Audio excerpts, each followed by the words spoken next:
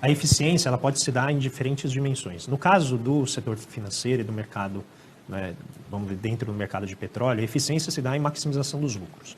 Então, a maximização dos lucros pode vir na forma de você produzir mais eficientemente dentro de casa, que é o que as refinarias estão tentando fazer, e pode ser também importar o petróleo mais barato e vender aqui pelo preço que ele é cobrado no território nacional. E você faz um lucro em cima disso.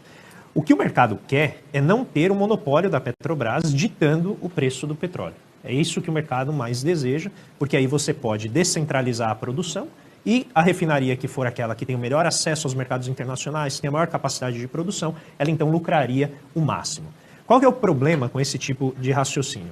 O petróleo, se ele for tratado como mercadoria, a gente chega na situação que a Alemanha chegou, em que ela transferiu a produção para a Rússia, né, uma dependência de quase 60% da matriz energética com relação à Rússia, e aí quando a Rússia ataca, né, um país que faz parte ali da Aliança do Ocidente, então a Alemanha tem um problema de abastecimento. Setores que são estratégicos, normalmente eles não são tratados como mercadorias nos países desenvolvidos.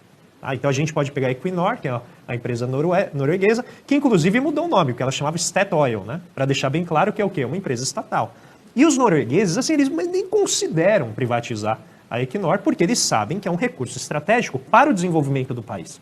Então, o que os desenvolvidos fazem? Eles pegam o lucro, que a gente chama o lucro de monopólio do petróleo, ou renda de monopólio, e eles, então, transferem isso para montar amplos e vastos sistemas de inovação tecnológica, que, inclusive, permite a eles serem dianteira na transição energética e transformar as empresas em empresas de energia. O que o Brasil está fazendo? Está pegando essa empresa, que era a maior empresa do país, efetivamente, representava 10% do investimento total do país. Pense, uma única empresa representava 1/10 do investimento da economia inteira, que é uma economia gigante como a nossa, com 212 milhões de habitantes.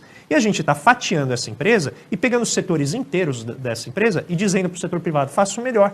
Ele não vai participar de um projeto de desenvolvimento nacional, ele vai atender ao interesse de cada célula, que é maximizar esse lucro. Então, na minha visão, é um modelo equivocado, porque não é um setor que pode ser tratado como a gente produz carne, como a gente produz outros itens da economia. André, nesse quadro, antigamente tinha aquele anel que tinha uma pedra preciosa principal e umas pequenininhas em volta.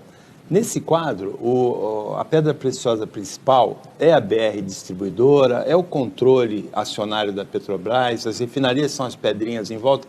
Dimensiona o valor, assim.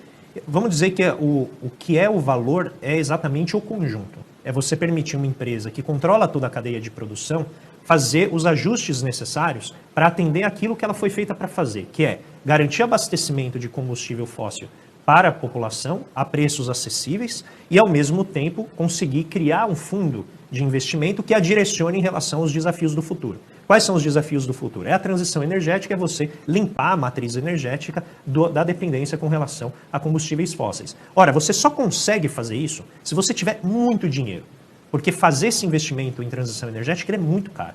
Então a gente tem já iniciativas do hidrogênio verde no Ceará, a gente tem todo o parque eólico, né, no Nordeste, que a Petrobras participou ativamente do processo.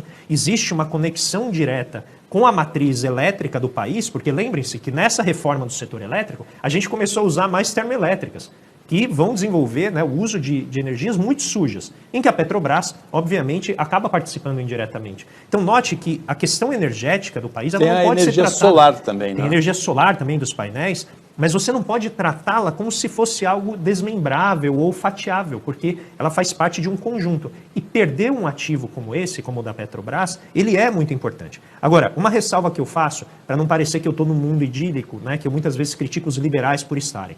Não é fácil gerir uma empresa como a Petrobras. Ela está muito sujeita a casos de corrupção, ela está muito sujeita a desvio de recursos, como já aconteceu no passado.